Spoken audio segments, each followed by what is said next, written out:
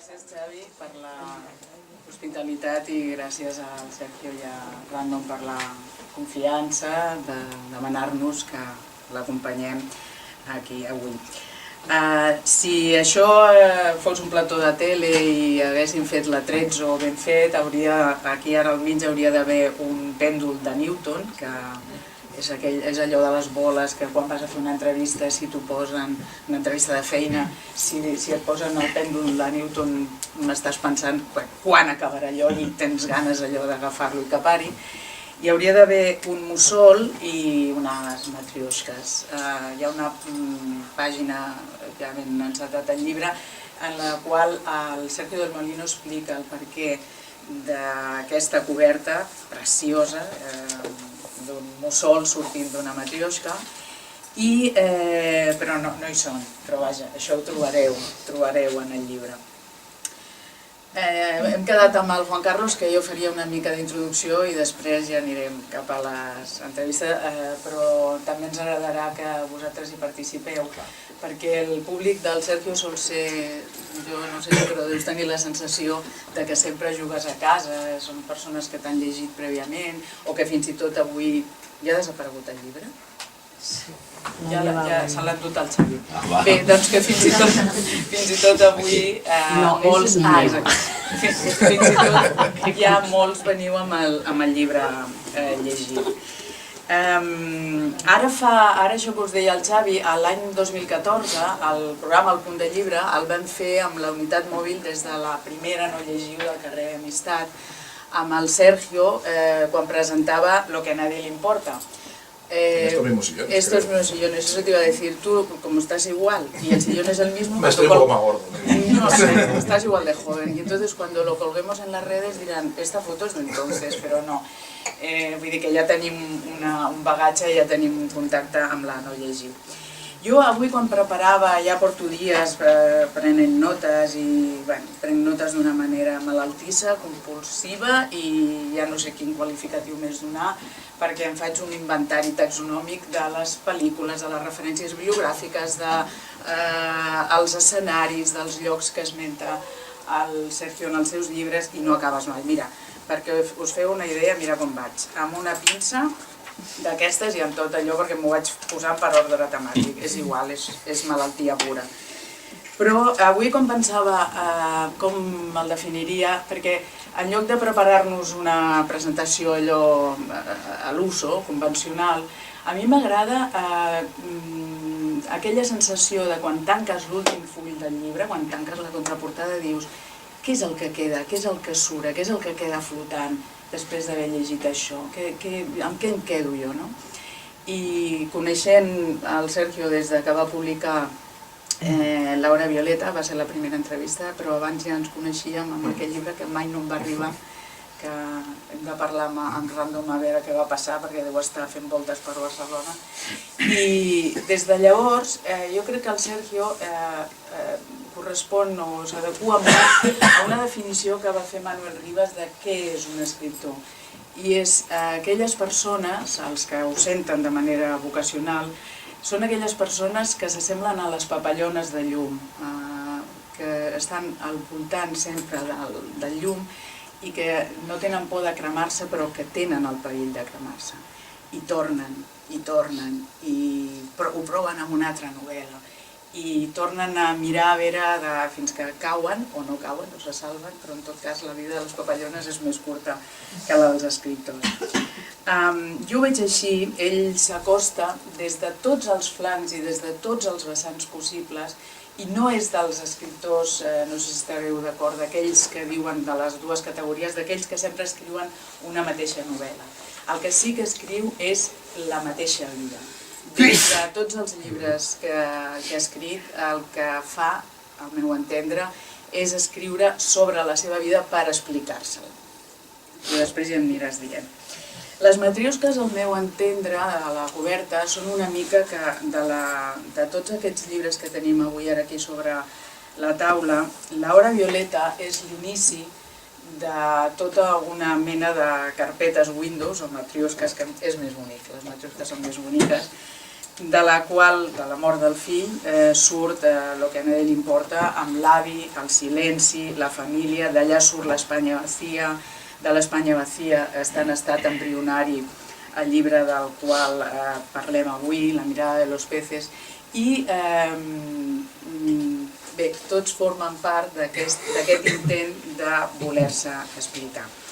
Després amb el Juan Carlos ja parlarem, si us sembla, del fil que hi ha entre el relat, allò que diria, més que l'obra de Sergio del Molino, el relat que construeix dia a dia Sergio del Molino, no només quan escriu novel·la de ficció o ficció novel·lada, sinó també quan alimenta les xarxes socials, els blogs, les seves columnes. Bé, ara en aquest cas la cosa va de professors. I molts de vosaltres segur que coneixereu un moviment que es va, una associació, una plataforma, va començar com un moviment, com una plataforma, que va néixer ara fa 2 anys aquí a Catalunya i que s'autoanomenen el col·lectiu Pere IV, en honor al mestre Joan Oliver. Ells són un grup de professors de secundària i d'universitat que van fer un manifest queixant-se que en els programes escolars es reduïa el nombre d'hores destinades a l'ensenyament de la llengua i la literatura, de manera que la literatura i la llengua quedaven com una cosa residual i a favor que s'ensenyés anglès, que s'ensenyés altres disciplines que en teoria han de procurar als nois poder accedir a una feina o a un ensenyament superior. La seva voluntat era dir que en aquest país, a banda de pintors, d'arquitectes, de metges, també hi ha escriptors i que el fet creatiu també és un ofici i també ha de tenir un reconeixement i també ha de tenir el seu pedestalet. Com ho van fer? Com van mirar de difondre aquest manifest? Van demanar a tothom que s'hi volgués afegir que escrivís sobre el seu professor de literatura, el record que tenia cadascú del seu professor de literatura. Que arriesgado. Sí. I què va passar? Doncs d'allò que podia haver sortit, aquella cosa tan ochentera de Jo fui a EGB, el que va sortir va ser un llibre que ara s'ha publicat i que ha sortit en e-book, amb tot de persones del món intel·lectual, de l'art, del teatre, del cinema, del món universitari, que parlaven de la persona que en un moment donat va plantar la llavor que després va germinar i que els va fer ser el que avui són ara. Siguin escriptors, siguin filòsofs, siguin el que siguin. Hem trobat personalitats, hem trobat i moltes persones que van confessar que havien fet un exercici de regressió per recordar com eren ells llavors i com era aquell professor.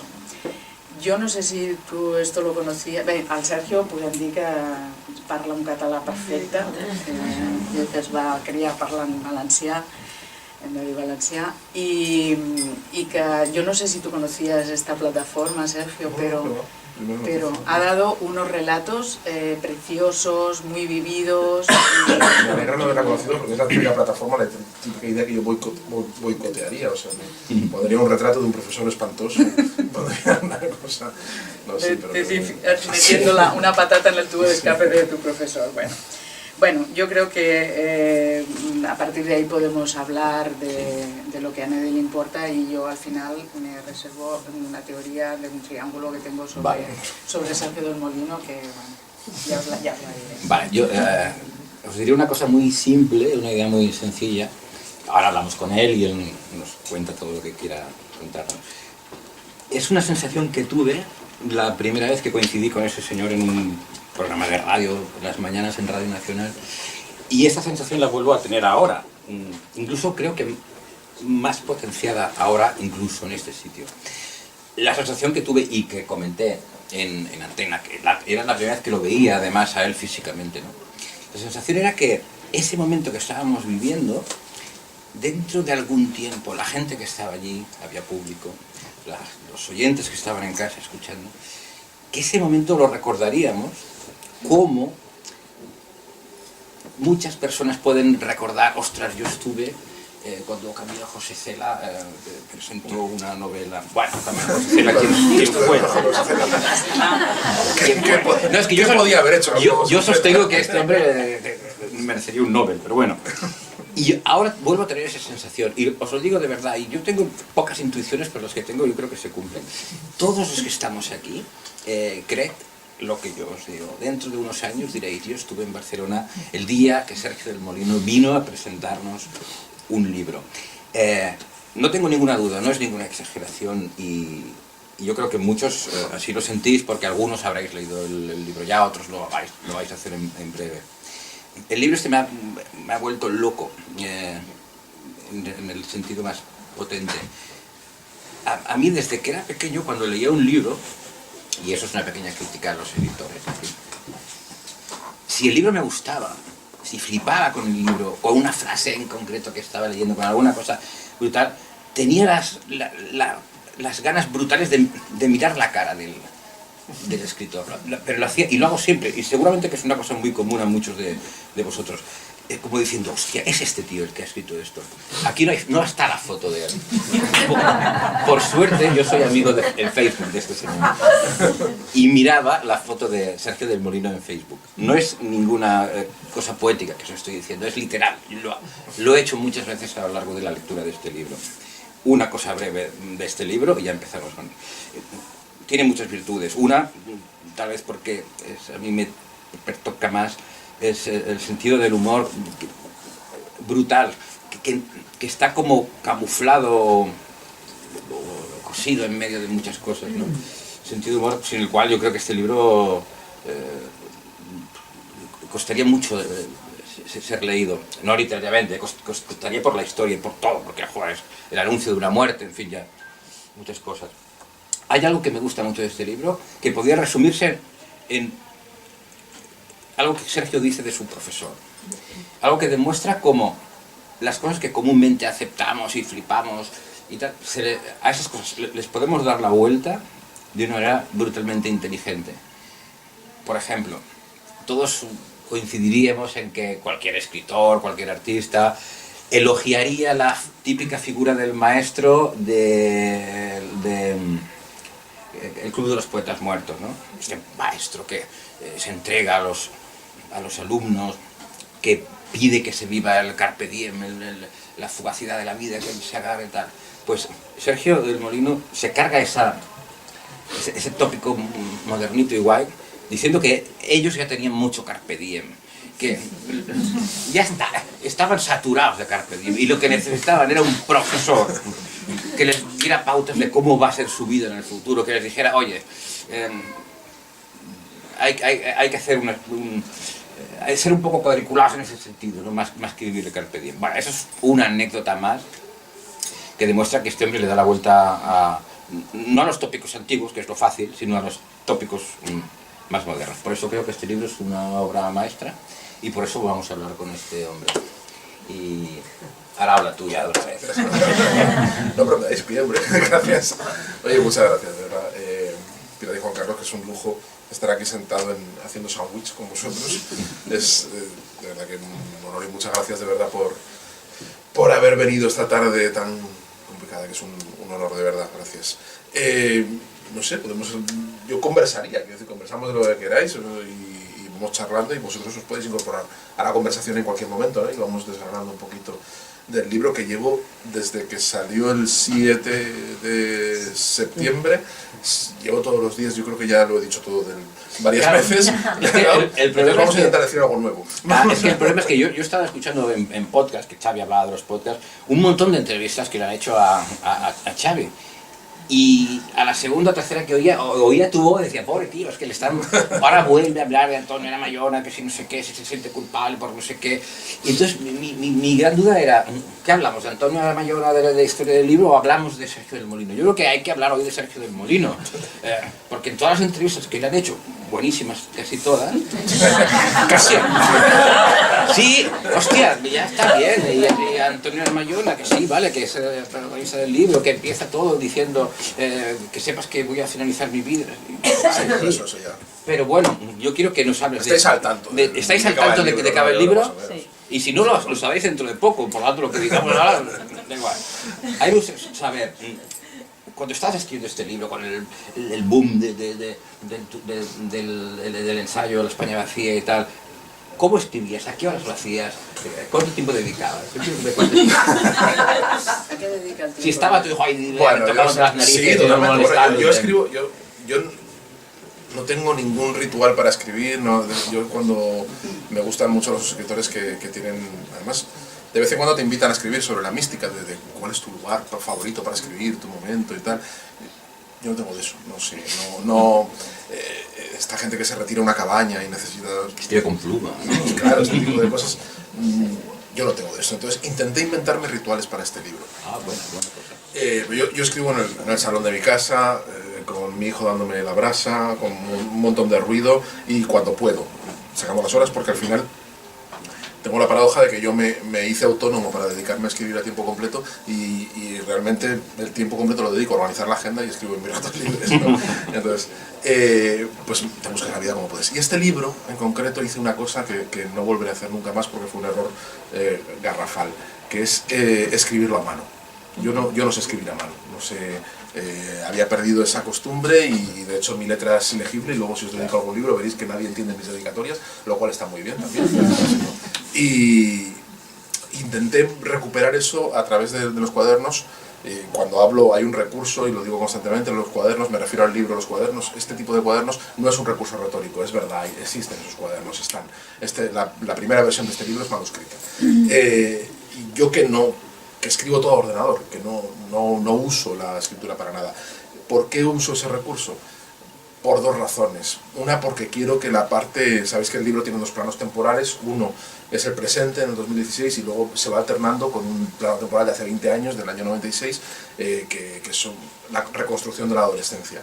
Yo quería que el plano del presente tuviera un aire diarístico, un aire muy pegado a los acontecimientos que se narran, que el tiempo de lectura, que el tiempo de escritura y el tiempo narrado coincidieran en cierta forma, ¿no? Y entonces es una escritura muy apegada a lo que está sucediendo y a escribirlo en un cuaderno me daba la sensación de estar haciendo un diario y a la vez me estaba forzando a no corregir demasiado, porque yo corrijo constantemente, yo reescribo en el ordenador, reescribo todo el tiempo, yo me abro el archivo por la mañana, me pongo el café de la novela que estoy trabajando, del libro que estoy trabajando, releo los dos últimos folios que he escrito y mientras los voy releyendo voy reescribiendo todo el tiempo. Entonces hay un proceso de reescritura constante que yo creo que es lo que quería evitar. Quería ver qué pasaba si tenía una frase más pegada al asunto. ¿Qué me pasó? Que he trabajado el doble y el resultado no se ha notado. no se ha notado. Porque luego lo pasé a ordenador. Lo pasé a ordenador cuando ya tenía... digamos que el 75% del libro está escrito en el cuaderno. Sí. Y después, entonces me di cuenta me di cuenta de una cosa triste, que es que he perdido la capacidad de escribir a mano, que mi fraseo es peor, escribo peor. Entonces al pasarlo al ordenador funciona todo mucho mejor y he hecho un viaje muy circular, muy de ida para intentar buscarme mis rutinas y mis rituales para darme cuenta de que no tengo esos rituales, ¿no? Que podía haber escrito este libro sin tanta monserga. Pero ese ritual me ha servido porque lo escribí mientras estaba toda la vorágine de la España vacía. Este libro yo lo empiezo a escribir al mes que sale la España vacía, ¿no? A ese mes. Y aparco todos los demás proyectos y todas las demás historias que tenía pensadas escribir para centrarme en este libro porque no puedo escribir otra cosa. Y es muy difícil, me cuesta mucho encontrar espacios, pero a la vez en un momento en el que el libro de la España vacía me está ocupando toda la atención y todo el tiempo y me estoy convirtiendo... o me resisto a convertirme en una especie de referente, de gurú sobre el tema, que nada querría menos que ser eso, ¿no? Este libro me ayuda a olvidarme de todo aquello y a centrarme en lo que realmente soy, que es un narrador, y a centrarme en la narrativa, ¿no? Entonces ha sido no una catarsis, pero sí una forma de mantener estable mi identidad como narrador, digámoslo así. Entonces en ese sentido sí que agradezco haberlo hecho a mano y sí que agradezco todo ese proceso, porque para mí era un libro urgente. Yo si tengo una adscripción a algún movimiento, diría que mi movimiento es el urgentismo. O sea, yo escribo los libros porque necesito escribirlos, ¿no? Algunas veces me han preguntado si, claro, dices, bueno, en algún momento se te agotará la vida, porque escribes sobre tu vida, en algún momento se te agotará. Digo, bueno, sí, claro, se me agotará, en algún momento me moriré como se muere todo el mundo, pero no tengo intención de crear un registro notarial de mi vida. Yo no quiero hacer como Carlo Benosgar, yo no quiero escribir toda mi vida, no tengo ese interés. Mis libros tienen otra motivación. Yo escribo sobre mi vida porque siento la necesidad de escribir sobre algún aspecto de mi vida, pero no quiero contar, no quiero hacer mis memorias, no quiero rellenar de volúmenes, con lo cual, bueno, pues este libro surge espontáneamente y lo intento reconducir de la mejor manera, lo cual también lucha contra mi instinto de oposición al pensamiento mágico. O sea, yo me tengo por alguien muy racional y no creo en la inspiración, no creo en las musas, no creo en ninguna mística literaria, y sin embargo siento que este libro se escribe solo en cierta forma. Siento que este libro ya lo tenía yo escrito y que surge por una especie de necesidad ajena a mí, o ajena a mi voluntad, ¿no? Lo cual es una idiotez muy grande, que me siento idiota diciéndolo, pero es que lo siento así, es que no puedo evitarlo. Es un poco, no sé, creo que tiene que ver que hace poco me hicieron una de las entrevistas que me han hecho para F Radio. Es un programa literario donde hacen 2 entrevistas a escritores, y yo no lo sabía porque era una entrevista grabada y me he enterado después que estoy emparejado con JJ Benítez. Entonces yo creo que la entrevistadora vio ya algo de mal rollo en mí, este tío es un místico, ¿no? Este tío es un místico, entonces me ha emparejado adecuadamente con JJ Benítez. Yo creo que este libro es un grito de Sergio del Molino, que conoce cómo somos en este país y que tenemos esta tendencia a etiquetar a todo el mundo. Tenemos la adoptada oficial, el gay oficial, el migrante oficial, y hubo un momento, nosotros que ya hay más personas aquí que trabajan en radio, hay un momento en que tú pasas a formar parte de una agenda de los productores de radio y de televisión donde pone demógrafo especializado en la despoblación rural de España. Es que eso pasa, es que eso te citan la gente y te llaman para todo, claro. Entonces dicen, a ver, hay que hablar de que en Soria ha habido un pueblo que ya se ha quedado sin nadie, llama al del Molino, que te hace una conferencia, te la monta en un disfraz. Y yo creo que es un grito para decir, en el momento en que se estaba presentando y hablando de la España vacía, tuviste la necesidad de decir, oye, soy capaz de hablar de otras cosas, ¿no? Y sí, tenías material con el que poner el andamiaje. Lo que pasa es que esa intención ya estaba, yo ya pensaba que iba a ser de más cosas, no iba a ser el autor de la España vacía, pero claro, pero bueno, el libro surgió como surgió, ¿no? Y sí que es verdad que me alegra no dar un portazo, pero sí dar un cambio, un giro, ¿no? A la España vacía, para no convertirme en un escritor monotemático, sería horroroso. Respecto a lo que decía Juan Carlos del humor, yo hay una frase que me puse un emoticono aquí de una cara sonriendo. La gente cree que uno se mete en las drogas por los porros, pero el primer paso son las pipas con sal. Es cierto que hay mucho descampado en este libro, y donde hay un descampado hay un muro, y donde hay un parque hay un banco, y donde hay un banco hay unos chicos que se sientan, no se sabe por qué, con los pies en lo que es el asiento, sí, sentados en el respaldo. Más incómodo, ¿no? Sí. Exactamente, y además está lleno de cáscaras de libro. Y los descampados tienen el encanto de las cosas a medio construir, que además tú lo defines muy bien, ¿no? Yo vivía en un lugar que no se había acabado de construir, ¿no? Sí, todos esos elementos y engarzados además con el humor, ¿no?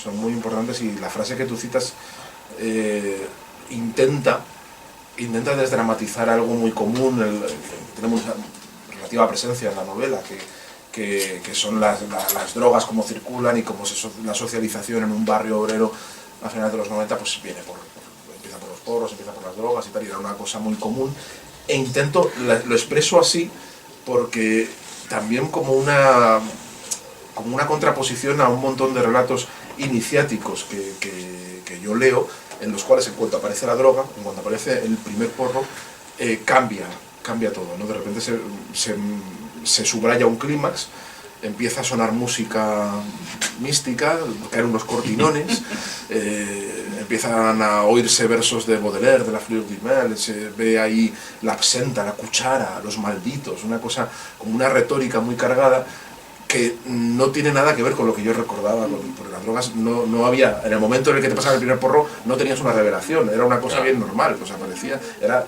parte de la normalidad y no sabías realmente decir cuál fue tu primera calada de un porro, porque no era una cosa que estaba tan normalizada que no podías.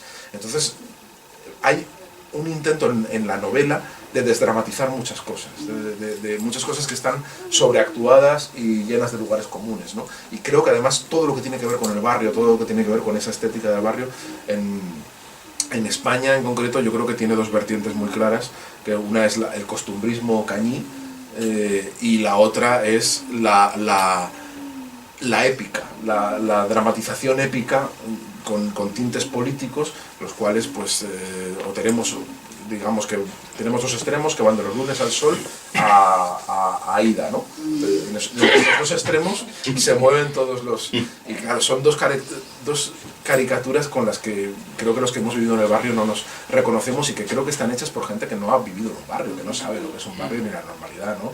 con la que se vive. Ni la gente tiene un sentido de la honradez tremenda y son luchadores y se levantan por la mañana y tal, ni son todos chonis chillonas que se visten con mallas y van gritando a las 5 de la mañana, ¿no? Es decir, no, entonces vamos a intentar, yo he intentado ser fiel a mi recuerdo y a mi vida, ¿no? Y creo que no me identifico nunca con ninguno de esos relatos, que son absolutas reducciones. Tengo una pregunta, pero antes te voy a poner un aprieto. Me vas a odiar, ¿eh? Es imposible. Está aquí Rosa Badía y ella cada año hace un programa que se llama Cap Nen Sense Joguina, donde se subastan cosas para recaudar dinero para los juguetes de los niños. Es casi un clásico que haya manuscritos de escritores que han dado el manuscrito y la gente llama y puja y tal. Ya sabes por dónde. Pero existen manuscritos, existen. Es un encerronato total. Pero lo hago por el bien de los niños y de Rosa Badía. Pero ¿quién va a querer un manuscrito? Eso no va a pujar Yo nadie, no te voy a decir que lo des, lo digo que luego habléis. Solamente esto, todo podéis hablar. No, porque es fantástico tener un manuscrito de un autor de ahora, porque los manuscritos suelen ser, y además yo imagino que cada vez los manuscritos son de cuando menos. los gritos. Claro, ahora debe ser cada vez menos, por lo tanto ahora es brutal y además tenerlo de él. Lo que te quiero preguntar, te he oído decir en una entrevista que si el joven del que tú hablas, del Sergio Molino Chaval, te viera ahora, diría, hostia, va vestido como un señor de derechas y tal. No sé que no hablas así, yo no te veo así como un señor de no, pero ni en apariencia ni nada, pero yo tampoco. El chaval te vería así, el Sergio claro, de Molino totalmente. Joven te vería como un tío de derechas. Totalmente, como un tipo despreciable, ¿no? Pero absolutamente, o sea, le daría unas cazas que no podría con él.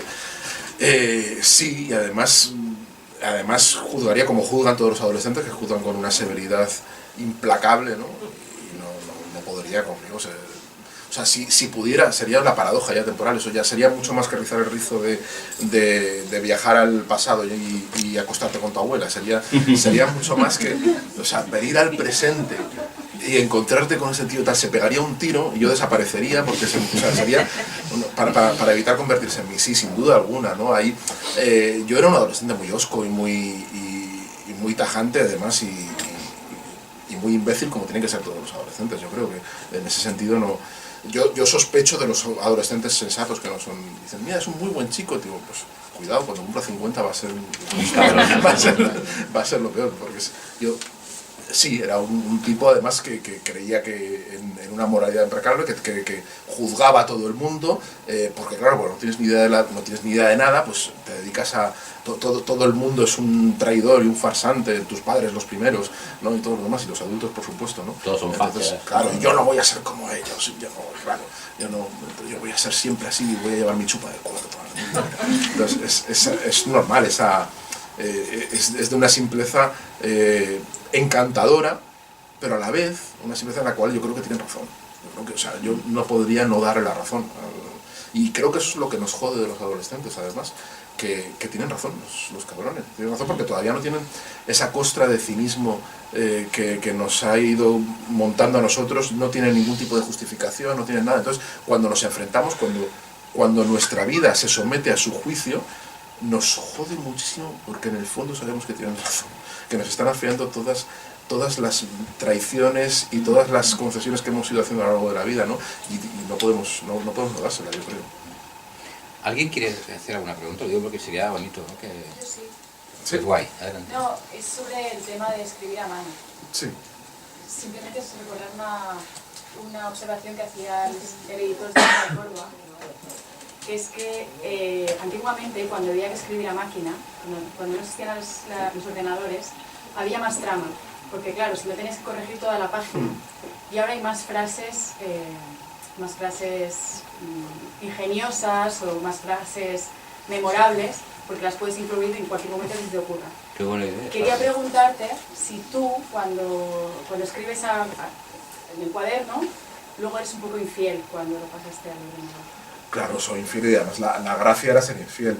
Mi idea era que al pasar todo el material, porque no lo pasé de una vez, primero mi idea era ver si podía ser rico y pagar a alguien para que lo hiciera. Pero no, como no es el caso, lo tuve que hacer yo. Y mi idea era tener la sensación de que estaba editando el libro de otro. O sea, que estaba trabajando un texto ajeno para ver si podía distanciarme mucho y mejorarlo, como mejoras.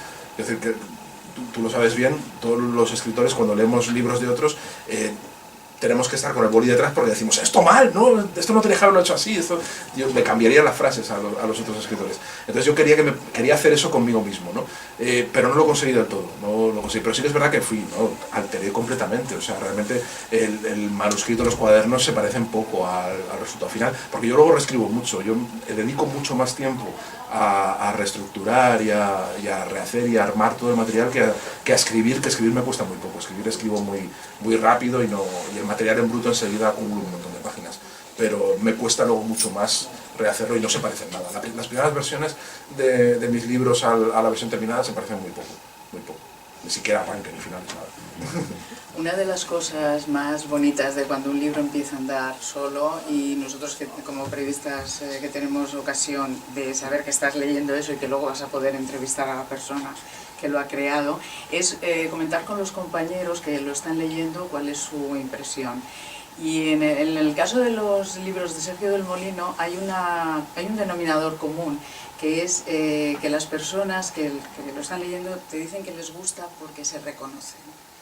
Y en cambio, en La mirada de los peces se produce una cosa que yo creo que ya la habíamos visto en Lo que a nadie le importa con la figura del abuelo, y es que hay podría ir ilustrado con Lemaitre, que hay un forastero, hay un extranjero, hay una persona que eres tú, adolescente, cuando llegas a un lugar que no te es propio. Yo creo que eso es nuevo, que te has puesto el espejo delante y te has visto a ti. Entonces... Hombre, sí, además me alegra que haya algo nuevo. Sí, desde luego me he visto a mí y no me he visto a mí, porque realmente me trato a mí mismo o trato al yo adolescente como un personaje ajeno, no como un extranjero, y creo que eso es lo que hace que esta novela no sea una novela de formación y no sea una Bible Roman, porque no importa la formación, importa realmente la mirada que el adulto lanza sobre el adolescente.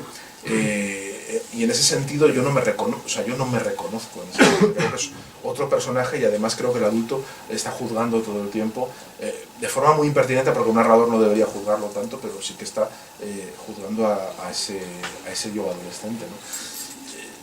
En ese sentido no me veo como un espejo, me veo un espejo quizá más en la parte presente, más que en la presente. Ahí sí que hay quizá una exploración de la culpa y una exploración de las pequeñas miserias, ¿no? y sobre todo en la relación con Antonio. Ahí sí que puede haber un espejo incómodo, ¿no? pero en la construcción del adolescente no, porque es otro yo, no es otra persona, no tiene nada que ver. ¿Alguien quiere formular otra pregunta? ¿Qué reacciones has tenido en Zaragoza? ¿Ha habido personas que te hayan dicho, ostras, teníamos olvidado a Antonio? Porque con la rapidez con que transcurren ahora las cosas, en un tiempo determinado lo estuvo ocupando portadas y páginas de la prensa escrita, sobre todo se hicieron reportajes, pero luego no se me olvidado, porque fue el año pasado y estuvo el documental de por medio, entonces ha estado muy presente, ¿no? Siempre, y es una figura que ha estado ocupando la actualidad de la ciudad pues hasta hace nada, ¿no? Entonces sí, su recuerdo está muy vivo, y no he tenido, realmente no he tenido las reacciones negativas que esperaba haber tenido. No sé si porque todavía no ha dado tiempo a que se produzcan o porque no se van a producir, no sé, porque sí que es verdad que...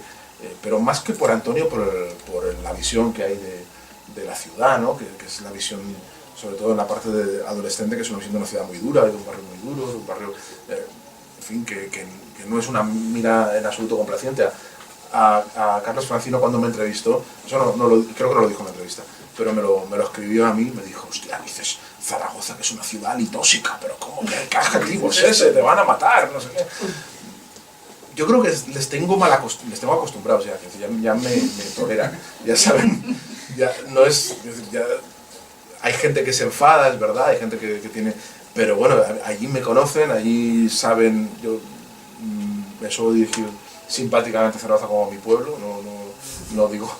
Y al principio, o sea, siempre hay algún idiota que se enfada, pero en general yo creo que me tienen bastante pillado el tono y el humor, no tienen... Y una cosa buena que tiene esa ciudad es que tiene bastante humor sobre sí misma, no es... con todo lo osco que he representado y tiene muchas cosas duras, pero es verdad que no es nada capillitas, ¿no? A veces cuando estuve en Sevilla que decían, dice, si escribieras algo así sobre Sevilla, te venían todos los cofrades y te mataban. En Zaragoza yo creo que hay bastante sentido de la autoparodia, cosa que solo se sabe si vives allí y se lo conoce, ¿no? Desde fuera parece una ciudad muy dura, muy bronca y muy militarota, pero en realidad es mucho más amable de lo que parece, ¿no? Y además no soy el primero que hace un retrato así. ¿Y la familia de Antonio te ha dicho alguna cosa? Lo leyó Javier, el hijo mayor, y bueno, lo leyó, pero lo leyó una vez ya publicado, no le di el libro antes. Sí que le conté lo que estaba haciendo a Javi y bueno, con él tengo relación, nos tomamos cervezas y hablamos mucho y bueno, y luego lo leyó y le gustó mucho, está encantado. Tiene otra hija que no lo ha leído, pero no ha tenido reacción, no sé nada, no sé si le ha gustado o no le ha gustado, pero del resto de la familia no he tenido contacto. Querían estar bastante al margen de todo. No. De hecho, le leyó bastante, ¿no? Leyó bastante... Leyó un un trocito y luego Antonio es que tenía una cosa... Le gustó mucho, además. Le gustó, sí, claro, le gustó, estaba encantado de la vida. Estaba entre el documental y esto, estaba encantado. Era como la culminación de su... En fin, de muchas cosas. Entonces, lo que se preocupó a Antonio, es una cosa que le tengo que agradecer post-mortem, es que dejó constancia documental de que aprobaba lo que yo estaba haciendo. Lo dejó tanto por escrito como luego lo grabó en el documental y lo dejó porque le preocupaba la reacción de la familia, le preocupaba una reacción adversa, entonces él se anticipó con muchas cosas y con John. Una cosa que es tremenda y que da cuenta de lo que Antonio quería hacer con su muerte es que cuando muere deja un sobre con sus últimas voluntades, entonces lo abren y en el punto número 2 o 3, muy arriba de sus últimas voluntades, estaba: tienen que dejar pasar las cámaras de John Sistiaga en mi funeral. Que nadie, o sea, el tío estaba muy preocupado por ese tema, en plan de, claro, o sea, que no, en ese sentido, claro, la familia ha respetado mucho su voluntad y... Era un tipo increíble. Yo creo que para que las personas que estén aquí y no hayan leído todavía el libro puedan hacerse una idea de cómo era este profesor, que es protagonista del libro, me gustaría que contaras esa anécdota de los dilemas que hacía, que planteaban los alumnos, ¿no? Por ejemplo, aquella vez que entraron dos compañeros tuyos tarde a clase, ¿qué es lo que les dijo? Sí, eso lo hacía también con suspenso. Sí, increíble.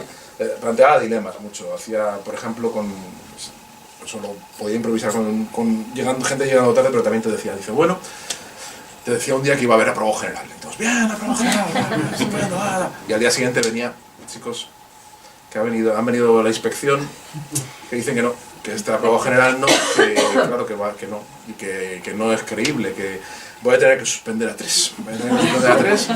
Dice, pero claro, yo no voy a tomar esa decisión. Tendréis que decidir vosotros a qué 3 suspendo, ¿no? Dice, yo me voy a ir un rato a tomar un café. Dice, lo habláis, lo discutís, bueno, vuelvan a decir los 3 nombres, ¿no? Entonces decía, dice, cuando volvía me daban 3 nombres, a los 3 más pringados, decía, ver, estos van a pencar, ¿no? Y él decía, no, claro, es que no es eso, o sea, la idea es que os tenéis que plantar, o aprobamos todos o suspendemos todos, pero nosotros no lo decidimos, ¿no? Sus juegos siempre eran, él tenía mucha obsesión contra la autoridad, y creo que era una cosa muy generacional, muy mayo 68ista, y muy de alguien que procedía de una familia de un hijo militar, muy clerical, entonces él tenía una obsesión muy grande de oposición a la autoridad, y lo que intentaba inculcar siempre era que había que rebelarse constantemente contra la arbitrariedad de la autoridad, ¿no? Siempre, que si tú creías que había algo justo, que tenías que oponerte a ello y que no te podían forzar la autoridad, ¿no?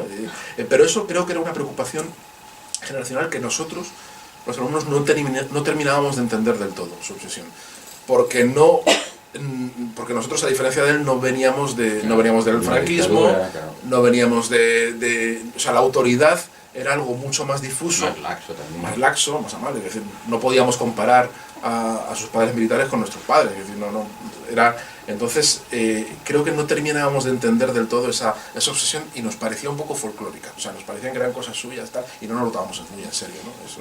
Pero fíjate, es curioso que dices, y con acierto, ¿no? Que es una obsesión muy generacional, lo del odio a la autoridad y cuestionárselo todo, y que, por ejemplo, en tu caso, la gente de tu generación no lo tiene tanto, pero ¿por qué crees que mucha gente joven de ahora sí que vuelve a tener esta... Vaya semana para preguntar esto. No, pero es cierto, ¿no? Bueno, no lo sé, yo sí percibes que hay... Mira las redes, mira Twitter, mira Facebook... pero una cosa es lo que se dice en las redes y otra cosa es luego es... Bueno, mira los votos, sí. ¿verdad? Podemos tiene votos, no sé. Veo como... Podemos es un partido perfectamente asentado en la legalidad, ¿no? Sí, no. Pero mira lo que estamos viviendo esta semana aquí, que nos falta nada muy bien. Sí, exacto. Sí, pero... Yo creo que la juventud, independientemente ahora de en política, la juventud sí que tiene mucho respeto a la autoridad cuando le impone intelectualmente esa autoridad, no por narices. Claro. No por narices. Entonces lo veo en el trabajo mucho en la gente joven. La autoridad no se da, se gana. Exacto. Sí. Entonces, si cree en ti, la gente joven te sigue. Por el puesto que tenga o por ser quien sea, a lo mejor no tanto. En ese sentido sí que creo que la gente joven no tiene tanto respeto a la jerarquía dentro de una empresa como otro perfil de gente. Mejor la palabra sería jerarquía en este caso, ¿no? Sí, probablemente, sí, yo creo que sí, pero que ya, claro, ya no... El por cojones hace mucho que dejó de tener vigencia, ¿no? Entonces estamos desacostumbrados, no nos creemos a la figura de autoridad, es normal, pero bueno, pero yo no creo que haya un desacato general, ni mucho menos, no lo veo. No. Pero os habéis fijado que en realidad hace un rato habéis hablado de que en el adolescente quizás tenemos la verdad o la certeza, la tenemos delante, y justamente hay una parte de esa adolescencia que empuja, y que hay una parte de que se intenta apropiar de ella, que la politiza, hay otra parte que intenta modificar un poco ese discurso o dejarlo sin mucho cuerpo, cuando probablemente sí que tiene mayor fuerza, o una fuerza más cierta de la que se le da. A ver, yo creo que la adolescencia es muy fácil de manipular, muy fácil. O sea, y creo que además, si Antonio podemos tener, si este libro estuviera planteado en Alemania, en Nuremberg, en el año 34, o sea, el profesor Buenrollero Antonio podría ser perfectamente alguien que al final acaba llevando al huerto a sus alumnos para que vayan todos a las juventudes hitlerianas. O sea, Antonio realmente podía llevarnos a donde él quisiera. O sea, si Antonio hubiera tenido unas intenciones turbias de llevarnos a una secta, habríamos acabado todos en la secta. O sea, no, la influencia es fácilmente, la adolescencia es fácilmente manipulable por cualquier tipo carismático, y cualquier persona es tremendamente fácil, ¿no? Entonces, claro, creo que los movimientos políticos que quieren agitar son perfectamente conscientes de ello, y son un blanco fácil. Tú, si quieres armar bulla, vas a llevarte el gato al agua con los adolescentes. Tal como lo has narrado ahora, me parece como si es decir, el débil es el adolescente. Hombre, claro que es el débil, claro, siempre es el débil. Lo que ocurre es que no por ello tenemos que tampoco poner quizás el acento culposo, sin hablarlo de forma quitando de tintes despectivos, el acento culposo en el profesor. Estos días, por ejemplo, en estos 2 últimos días ha dado la circunstancia muy curiosa de estas huelgas en institutos en las que en Cataluña, convocadas, en las que menores de edad, se van a manifestar, y lo estábamos comentando antes con Yu, con Juan, en la que, bueno, se han recibido los padres, madres, tutores e incluso los profesores estos avisos y advertimientos que funcionarios públicos, como por ejemplo yo o otros muchos, estamos recibiendo estos días de Fiscalía y de Juzgado, advirtiéndoles de que, una cosa muy curiosa, que muy probablemente tu profesor se reiría y tendría algún comentario inteligente y jocoso, advirtiéndoles de que cualquier daño físico que se produzca durante una manifestación de un menor, la responsabilidad civil es del profesor, del padre, madre o tutor. Y están recibiendo estos avisos. Es un poco curioso. No solo esto, se ha pedido la apolitización de la educación. Exacto. ¿Es posible una educación apolitizada? Joder. Una brechica buena, Quiero decir que Pero el Barça no ha empezado hoy todavía. las llaves os las dejo. Mañana yo vengo a hacer un resumen. Empecemos la asamblea, ¿vale? Hemos abierto un caminito Empezamos la interesante, ¿eh? Siento haberlo abierto yo, pero... A ver, Yo he intentado separarlo, pero... Yo le iba a preguntar, yo le iba a decir que nos explicara la portada. Le iba a decir, explícanos de dónde sale la cubierta. no, pero te contesto, Pero no hay bueno, problema, ¿no? A ver, ¿es posible algo apolitizado? Cualquier, ni la educación ni nada que tenga una proyección social y un peso social puede ser apolitizado, evidentemente, todo, pero apolitizado en un sentido de intervención y en fin, de toma de partido y de postura ante las cuestiones que están en ese momento, ¿no? Pero apolitizada, si entiendes la política solo como en término puramente de debate político ahora mismo, como en fin, de debate político, lo que vemos en los medios y lo que vemos por ahí y tal, sí, es posible, porque yo creo que el debate que se debe dar en las aulas, o los dilemas que se deben plantear en las aulas, no tienen que ver con la política coyuntural del momento. Quiero decir que eso es otra cuestión, eso es otra historia. Quiero decir que los dilemas que tienes que plantear son más de otro índole, y de índole más profunda y más estructural. No, en fin, yo creo que en las aulas tiene, no sé, es que yo creo que en las aulas no se deben dar mítines, o sea, básicamente. Es decir, creo que está mal. Es decir, que quien vaya a dar mítines a las aulas está haciéndolo mal, ya está. No hay vuelta de hoja, ¿no? En ese sentido, ¿no? Yo creo que sí. En cambio, el Sergio del Molino personaje sí que sufre una evolución lógica con el paso de los años, cada vez que se pone frente a Antonio Aramayona y lo vemos, lo vamos acompañando, ¿no? Incluso en ocasiones se avergüenza de ver en lo que se ha quedado encasillado su profesor, lo ve incluso como algo ya más rancio, más casposo, mientras él ha ido evolucionando hacia un lugar que es un no lugar, ¿no? Hay algo también de parodia porque el Sergio del Molino que evoluciona es un imbécil integral. Yo lo he leído. Sí, totalmente, pero lo digo yo. Porque empieza muy pronto a distanciarse de Antonio. Después, con los años, ¿no? Pasan los años, pues la vida te lleva a otros sitios y te vas, no sé si evolucionando, desevolucionando, no sé qué vas haciendo, pero desde luego pues ya no eres el adolescente, ya no, y esa persona que te fascinaba, pues como ya no eres, lo que hablábamos, ya no eres el adolescente que se queda prendado de esa figura, pues le ves con otra perspectiva y le ves con distancia, ¿no?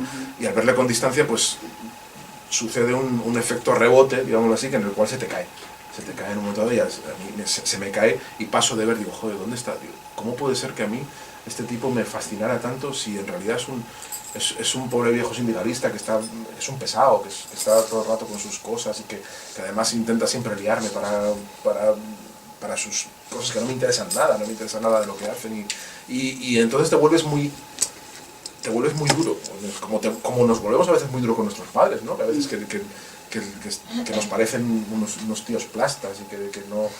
creo que hay una ingratitud enorme por parte del discípulo al maestro siempre, ¿no? Porque hay un momento dado en el que el maestro nos reclama cosas. A mí Antonio me reclamaba cosas y yo no estaba porque pues mi vida era otra cosa y yo pasaba, ¿no? Entonces sí que hay un elemento de imbecilidad muy grande que al final yo creo que intenta resolverse en el libro, de intentar ver a Antonio en su justa medida o en su dimensión, ¿no? En su dimensión humana, ni huyendo tanto de la idolatría de la adolescencia y también de esa caricatura que es mi mirada, que es una mirada muy distorsionada de un pobre viejo y tal, que no era tampoco eso, ¿no? Entonces sí, yo creo que esa distancia tiene que ver también con esa forma de volvernos idiotas con el paso de los tiempos, o de que nos gane la soberbia, que nos gane que nos hace ser muy duros con la gente que ha significado mucho para nosotros, ¿no? Y que es verdad que luego muchas veces no estamos, ¿no? Y nos damos cuenta ya demasiado tarde para cuando queremos solucionar esa ausencia que hemos tenido. De todas maneras, bueno, primero de todo, felicidades. Gracias. No lo he podido leer del todo porque empecé yo por la noche, pero me ha encantado. Muchas gracias. Es una maravilla cómo consigue retratar la vida de un barrio. Gracias. Y de esos chavalines adolescentes, que además, no sé si era manuscrito o en el ordenador, repitiendo la palabra esencial, que es aburrimiento. Sí. Y cómo consiguen salirse algunos, ¿no? Tiene que ver con las drogas y con otras cosas. Sí. Entonces, en relación a esto último que decía de este profesor, en el funeral Javi, ese hijo, lo vuelve a humanizar con sus palabras, a diferencia del resto, que hacen eso que usted ha comentado antes de la etiqueta, ese Javi, ese chico, lo humaniza. Es una maravilla cómo ha conseguido escribir ese trozo de esa España en ese momento, ¿no? Muchas gracias. Sí, aludes al momento del funeral, despedida, que organiza el propio Antonio antes de morirse. Él elige e imprime la foto que se va a colocar en el lugar y casi prepara las invitaciones, solo le falta eso. O sea, te invito a mi funeral. Eso. Entonces, es verdad que en ese funeral habló mucha gente, pero hablaron sobre todo militantes y gente que estaba en los movimientos sociales con él y que había compartido, pues, había estado en los scratches y había estado en ese día, pero la gente que de verdad había sido importante en la vida de Antonio, sus amigos, sus alumnos más queridos, su familia, nadie se levantó, salvo su hijo, que dijo tres palabras, no hubo muchas cosas malas, dice también, porque dice, no reconocía. Además luego me confesó, dice, yo me vi impedido a hablar porque no reconocía en absoluto el panegírico que se estaba montando ahí sobre mi padre, ¿no? Y entonces él dice, bueno, sí, él dice, yo os voy a hablar de tu Antonio, que era mi padre y tal. Dice que sí, que es todo lo que decís, pero también tuvo otra cara, dice, y también hubo muchas cosas malas, que también forman parte de la convivencia, de la relación entre padres e hijos, ¿no? Y demás. Y ahí es verdad que se produce una epifanía, ¿no? En ese momento.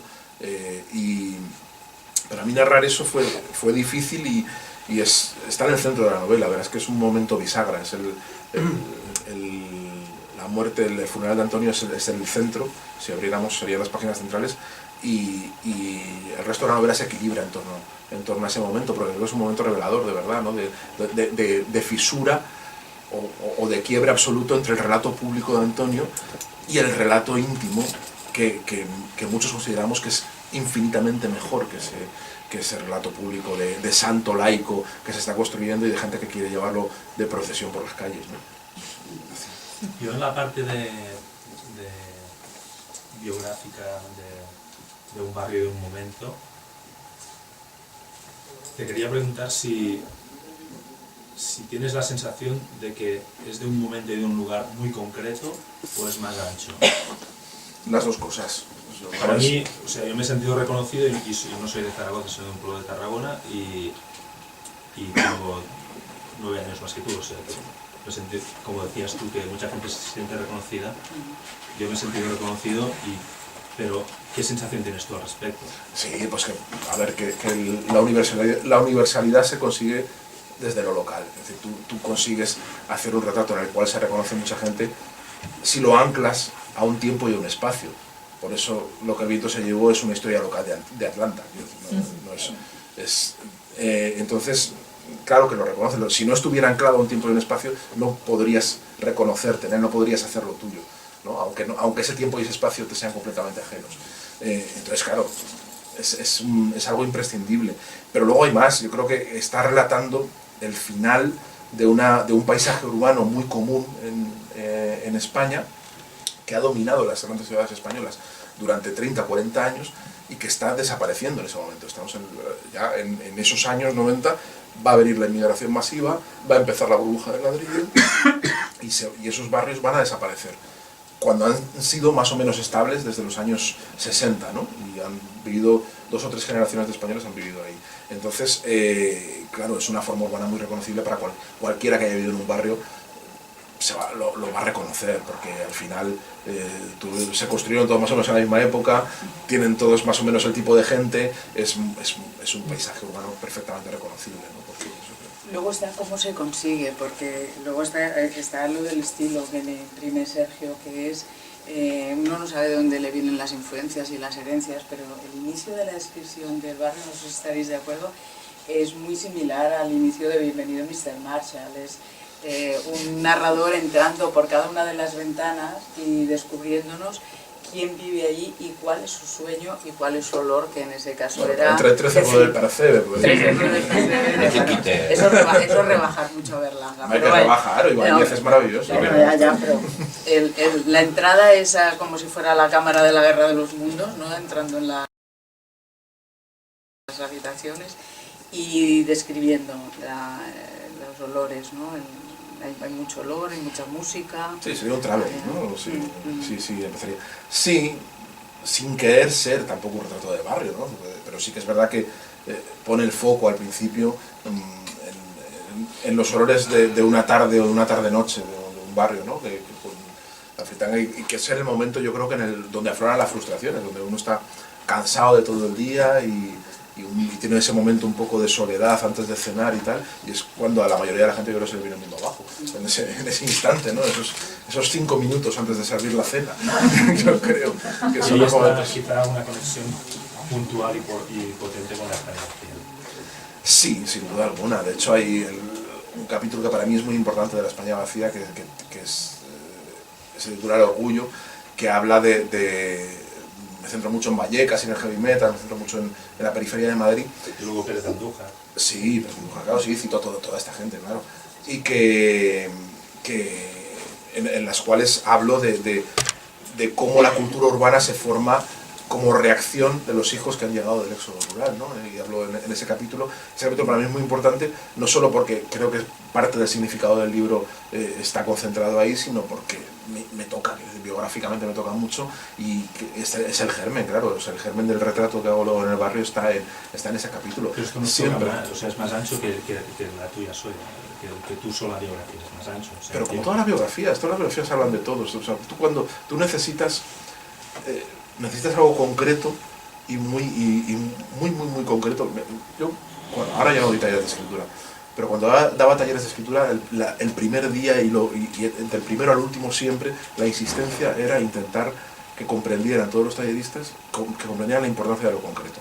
Que no me vale que cuando describen una habitación no puede ser una habitación genérica, tiene que ser una habitación, una habitación única, que tiene que ser, que lo concreto tiene que estar evidente, que si tú sale un lápiz en la narración, no puede ser un lápiz cualquiera, tiene que ser un lápiz mordisqueado, tiene que ser un lápiz único, y porque eso es lo que va a llevar a la identificación. Eso es un proceso muy elemental de lectura narrativa, ¿no? Eso es lo que va a llevar que el lector se sienta concernido y note que le importe, ¿no? Entonces, claro, por eso no es que vaya más amplio, es que es más amplio y es universal porque es único, porque cuenta eso, ¿no?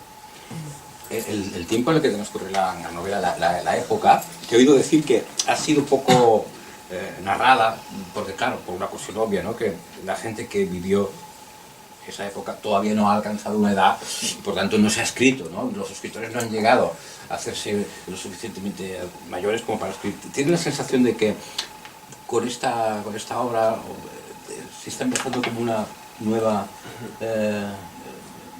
va a haber más novelas acerca de esta época, ¿no? Que empieza todo, ¿sí? Yo confío en que sí, yo creo que sí. Porque debería. tú eres joven todavía, ¿no? Y por tanto, imagínate. Soy joven para ser escritor. Escritor, claro. Los escritores tenemos la carrera inversa de los futbolistas. Cuando los futbolistas se retiran, empezamos nosotros. De hecho, deberían empalmar, o sea, un futbolista debería empezar a escribir cuando termina su carrera para empalmar, ¿no? Y tenemos y tú jugar a fútbol. Tenemos también y Álvaro Colomé, Sí. Muchos más jóvenes que yo. Yo también salgo en el capítulo de Orgullo y a mí no me nombran.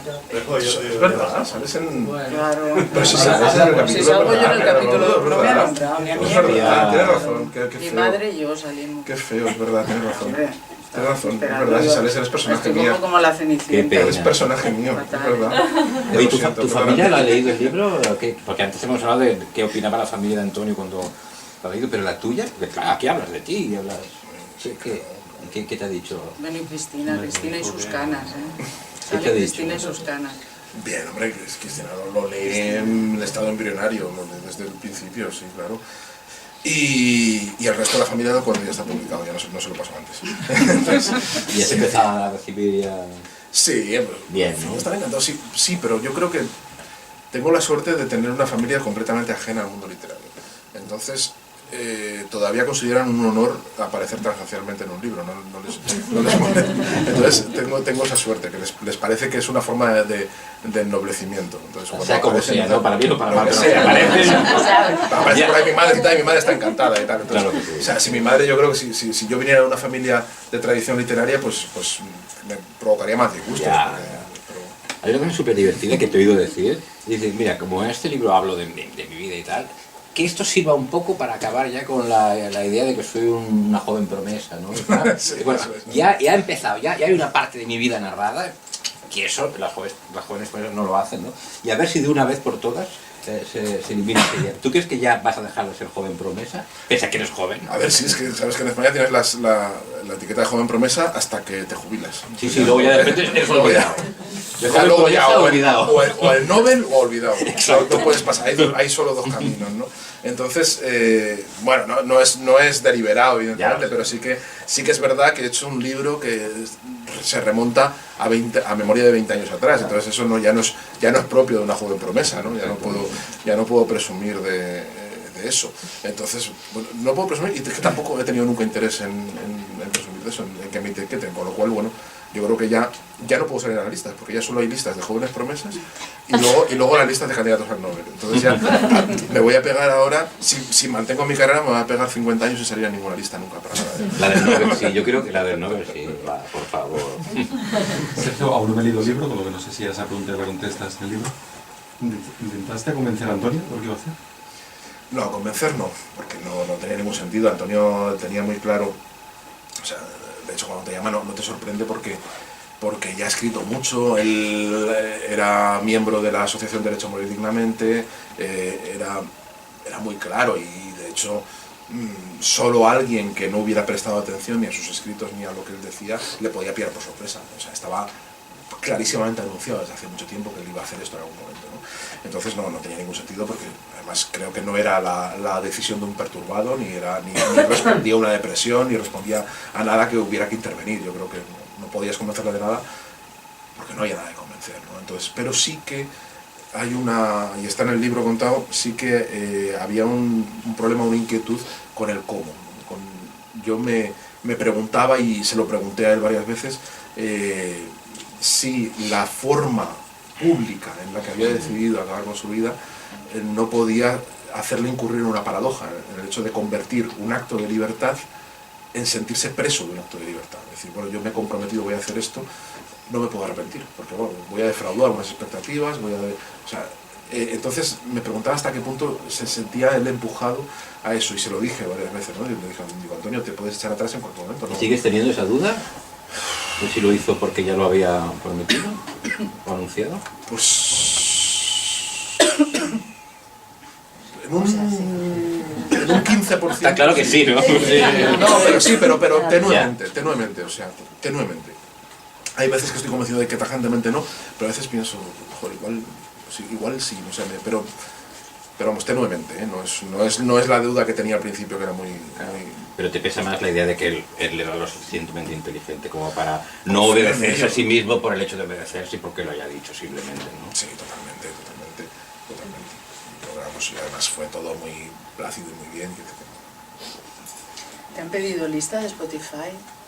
Pues pensé en hacerla, la lista de Spotify. Es buena idea. Pero la van haciendo las radios, como las entrevistas van poniendo. Tengo en la muesca de la culata de Guerrero, tengo el mérito de que el Radio 3 está sonando una música que no sonaría nunca en Radio 3 si no me entrevistasen ahí con este libro.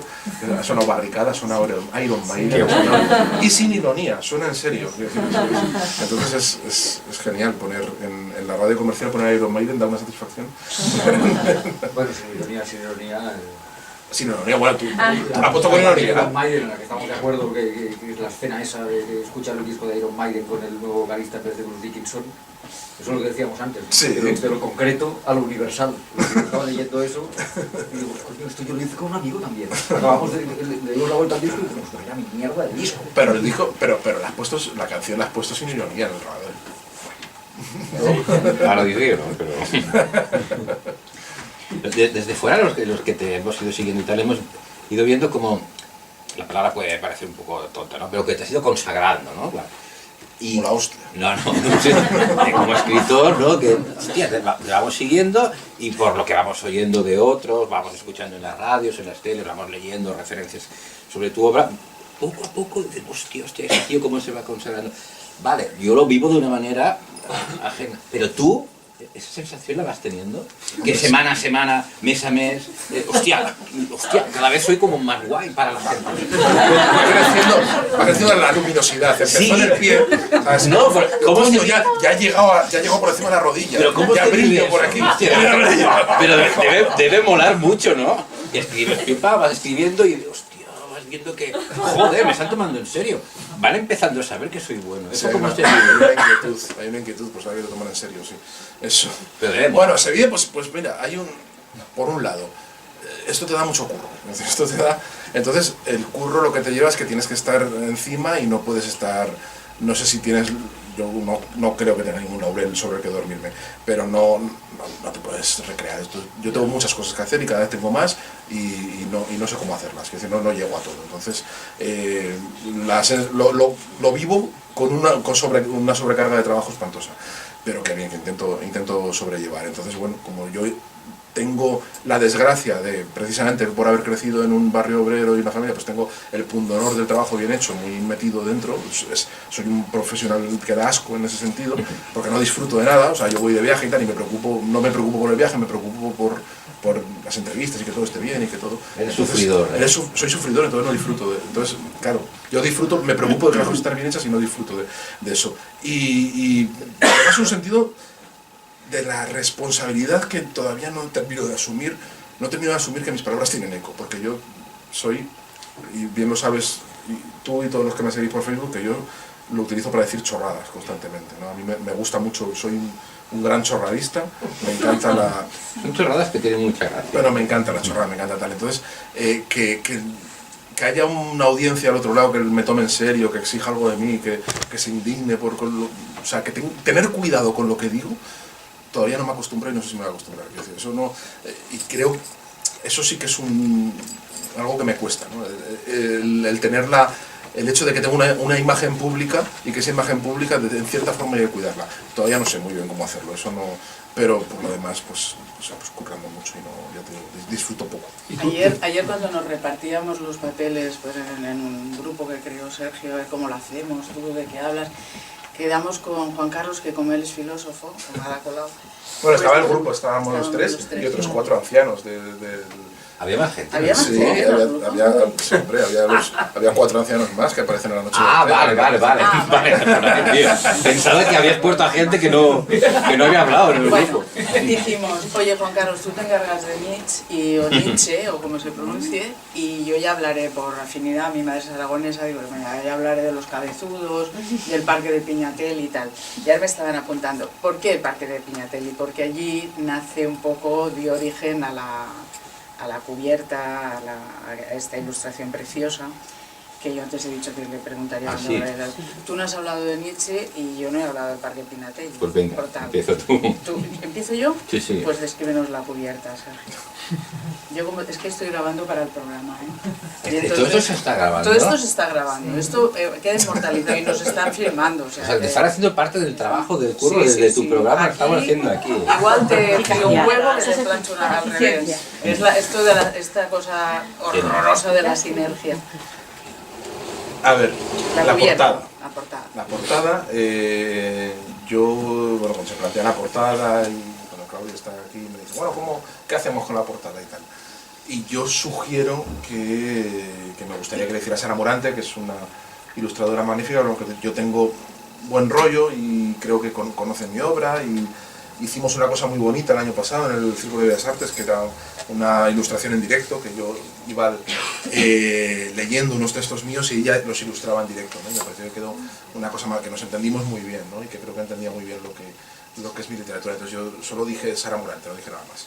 Dije Sara Morante y tal. Y dijeron, pues bueno, vamos a llamarla a ver si está disponible y tal. Y enseguida dijeron que sí, que estaba. Y lo que hice, yo soy muy partidario de dejar trabajar a la gente, entonces le propuse a Sara que se leyera el libro, el manuscrito en ese momento que estaba, y que si tenía tiempo y le apetecía, y que lo que ella hiciera que estaba bien, que le parecía estupendo. Y sugirió esto que es una imagen del libro, que me parece, has dicho el Parque Pignatelli, pues esto es son dos objetos que ella mezcla, estas matrioscas y este búho saliendo de matrioscas, en realidad son dos objetos que están en el libro. Ella, Antonio me regala un búho de escayola y unas matrioscas para mi hijo en el Parque Pignatelli la última vez que nos vemos. Y es una escena del libro, pero que además, pues este búho era el que estaba al lado de Antonio, escribía todo en el ordenador con él al lado, y ahora está en mi mesa.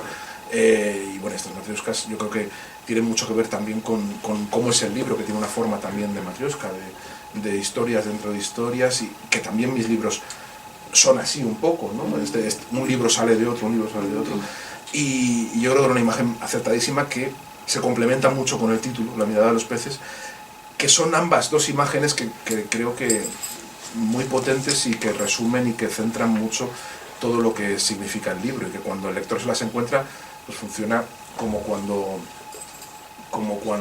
un personaje de la película dice el título de la película, que dicen todos, lo ha dicho. Titular. ¿Barajaste muchos títulos o...? No muchos. ¿Algún otro que estuviese ahí en stand-by, recuerdas? Sí, Segunda Naturaleza, que estaba... ¿Cómo? ¿Perdón? Segunda Naturaleza. Que es un concepto de mucho Nietzsche. Mejor, Segunda Naturaleza. Lo cual mucho te da mejor. Lo cual te da pie a hablar de Nietzsche. No, casi mejor no hablemos de Nietzsche. Me gustaría, a ver, una especie de examen de tu libro. ¿Sabrías la última palabra del libro? No. ¿No la sabes? Además yo no releo mis libros. Escucha, o sea, yo sé vagamente de qué van. En la última frase. No me sé la última frase. Es una escasa. La última palabra escasa. ¿La primera? No, que no me la sé, no lo ha escrito él. Acaba de decir, Daniel, es tarde, vámonos. Sí, Daniel, es tarde, vamos a casa. ¿Alguien quiere formular alguna pregunta a usted? Yo vine a buscar el libro de la España vacía. Entonces Xavi me dijo que venías. Yo no sabía de qué iba el libro. Entonces cuando empiezo a leerlo, de repente dije, esto me suena al programa de Jon Sestiaga, de Tabú. Pero no te acababa de situar en esa historia. O sea, tú decías que habías estado allí, pero yo no veía tu imagen, o sea, porque a mí el programa me impactó, como todos los que hizo. No te impactó tanto como dices. No, sí que me impactó, a ver, porque yo parto y de repente al empezar a leer el libro dije, espera, entonces fui a buscar los programas que había hecho Jon Sestiaga sobre la muerte, y tenía todos menos ese, entonces no acababa de situarte. ¿No es el último o el que aparezco yo de testimonio? El que aparece es de testimonio. Bueno, tienes primero, dos. Sí, yo aparezco en el primero y luego aparezco en secundario del segundo. Exacto, en secundario del segundo. Pero yo había visto el programa pero no te situaba allí, no recordaba ni quién eras, o sea, ya que de repente. Y a mí, claro, el programa me impactó, como todos los de la muerte, más esto, más luego todas las historias que ven después. Y me gusta la parte, o sea, porque entonces uno piensa, qué maravilla, planificar tu muerte, cómo está, el derecho a la muerte digna. De repente, cuando voy leyendo tu libro, esa parte que desmitificas, que ya no sabes por qué dices si es Antonio o es el personaje que él se ha creado de Antonio. Y claro, yo me había quedado con la primera, con la parte aquella. Claro, yo también yo soy de una generación de Antonio, más que la vuestra, digamos. Entonces, todas esas partes de la historia que cuenta él, del mayo del 68, yo lo tengo más presente a lo mejor que la generación vuestra. Pero a mí es que yo he hecho la historia al revés. O sea, empecé por el programa y luego he tenido que volver a los orígenes contigo, ir desmontando al personaje. Sí. No, pero es al revés, ¿no? Bueno, al revés. Claro, no, yo es que la historia me parece que empieza, para ti el tiempo, el climatológico es muy importante para los escritores, me parece. No, bueno, igual sí, igual que los labradores, que hay que trabajar las palabras, que hay que cuidarlas, dejarlas, la niebla, todo esto que está muy presente en Zaragoza. Entonces, de este arranque, de repente me pasas al otro y yo tengo que retroceder. Bueno, la cuestión es que no encontré el programa. Se le había borrado. Tenía todos, he ido a buscar, tenía todos. Empezaba por el de tu hijo y el último, que fue quizá el que se emitió después de la muerte, ¿verdad? Pero es en YouTube, a lo mejor sí. Sí, YouTube, seguro que está, lo que pasa es que ya no me he dado tiempo. Movistar Plus ya está todo. Bueno, ya era... Todos los programas están sí, no, sí, yo los tenía grabados, pero me aparecían todos, volví al primero. Y claro, para mí es todo un descubrimiento de toda esa faceta de Antonio y me gusta mucho la desmitificación. Esa parte no estaba narrada en el documental, claro. Es que en el documental se centra solo en su faceta de la muerte, pero precisamente es lo que intento, que además es normal, y porque es la historia que quería contar Jon y obvia todo el personaje, todo lo que hay detrás del personaje. De hecho, yo estuve en todo el proceso de rodaje, sé todo el material que se rodó y cómo se hizo el guión, y sé que había la intención de armar otro personaje, pero el documental se quedó en 50 minutos y en 50 minutos decidieron centrarse en el discurso de la muerte digna, nada más, ¿no? Pero en realidad hay mucho más material. De hecho, ahora Jon va a sacar una versión de 90 minutos para los festivales, donde va a haber, el personaje va a tener otra dimensión, yo creo. ¿Recomendarías que la gente viera el documental antes? ¿O no? No es necesario. Creo que son cosas distintas. ¿Pero podía estar bien o...? Sí, claro, es una curiosidad. A mí era la curiosidad, a ver la cara, sabes que no lo recordaba y volver a ir. Sí, bueno. Son diferentes. Dialogan, pero son distintos, ¿no? Distintos. No, uno no es versión de la otra. No, claro, no es la peli el... No, además el libro desmitifica muchísimo todo el personaje que Antonio se ha montado sobre sí mismo. Sí. No sé si alguien quiere hablar alguna vez. El papel de los hijos. Hoy es un poco tarde, tal vez. Sí, es una última cosa. Sí, es que tengo una sensación, por lo que he visto, no lo he leído, por lo que escucho y tal, que tú eres bastante urbanita, ¿no? Sí. Entonces, ¿cómo es el libro de la España vacía? O sea, ¿tu acercamiento era un periodista que se acerca casi como a un sitio que desconoce, o realmente te identificabas con el mundo rural? Porque a mí me pasa un poco igual, yo soy bastante urbanita, sí que tengo, claro, lógicamente abuelas, pero me acerco un poco a... Yo no tengo abuelas. Soy urbanita, pero no tengo abuelas. Hay urbanitas que tienen abuelas urbanitas también. Es buenísimo. Es el inicio de una novela, ¿eh? Soy urbanita, pero tengo abuelas. En el campo, que no sí, perdona. En el campo, vale. Era un poco esta idea de... Realmente, ¿cómo es tu acercamiento al mundo rural?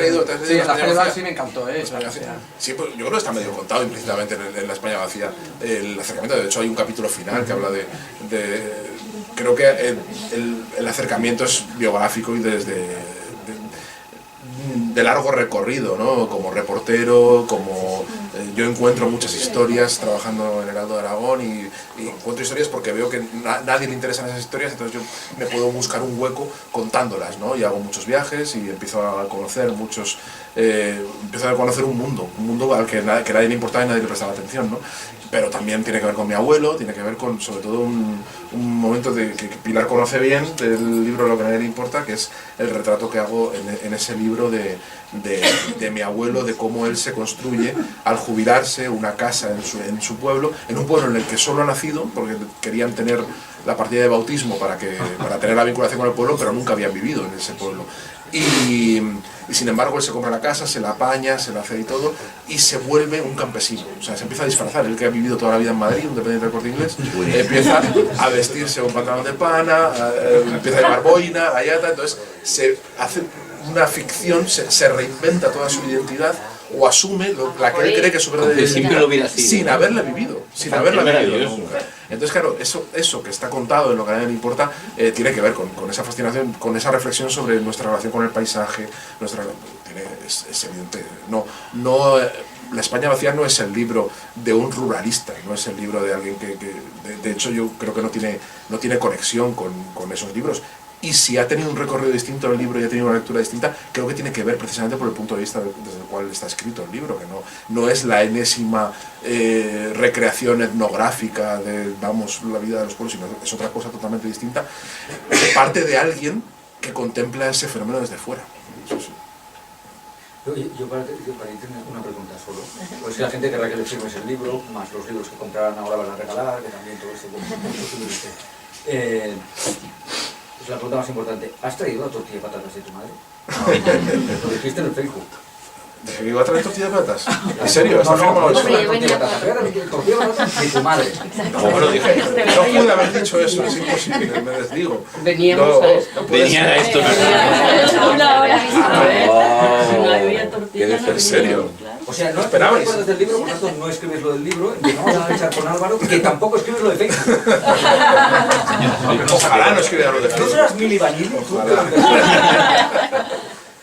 Ojalá, espero que me pongan un negro a sueldo pronto ya. Bueno, aplaudamos a este señor. Y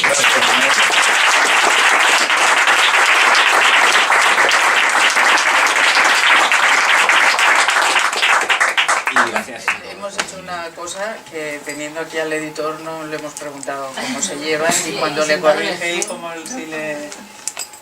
qué tal es como escritor, si es disciplinado, si se deja recortar.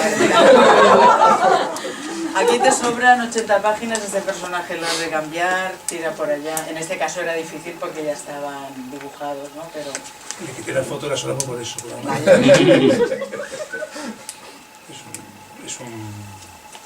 Está bien disciplinado. Escucha. El día de disciplinado de casa. No lo soltéis, de la editorial ahora. A lo mejor alguien quiere robaros, ¿no? O sea, qué mirada, ir ¿no? pagándole cada vez más porcentaje. Cláusula de rescisión. Exacto, todo, De todo. Es que ya no llega futbolista. Has hecho tarde. Mira, tienes aquí a su agente y atrás. ¿Qué pasa? No, que si hay alguna propuesta de traducción. Sí. Si va a la feria en Frankfurt. Sí. Claro. Pero ya hay... De este último todavía no. No, pero... ¿Y la España vacía? España vacía. Sí, de hecho ya hay traducciones firmadas. Sí. ¿Y estás escribiendo algo ahora o qué? Es una pregunta. No, ahora mismo no, ahora mismo solo iba a firmar libros. Pero igual que con la España vacía, la promoción estás con este, en la promoción de este no estás con otra cosa. De momento, Eva Cuenca, jefa de prensa de Literatura Hong House, no me permite, no me deja minutos para escribir. Pero no se acuerda de la primera palabra ni de la última, eso significa que sí. Exacto. No, pero no me acuerdo porque ya voy borrando, ya no me caben cosas, ya tengo que vaciar el disco duro. Tú dices que no hay ensayo, pero yo creo que si pasas este libro y el resto por la licuadora, ahí te sale un tratado bastante apañadico sobre el hecho de escribir. Yo lo dejo ahí.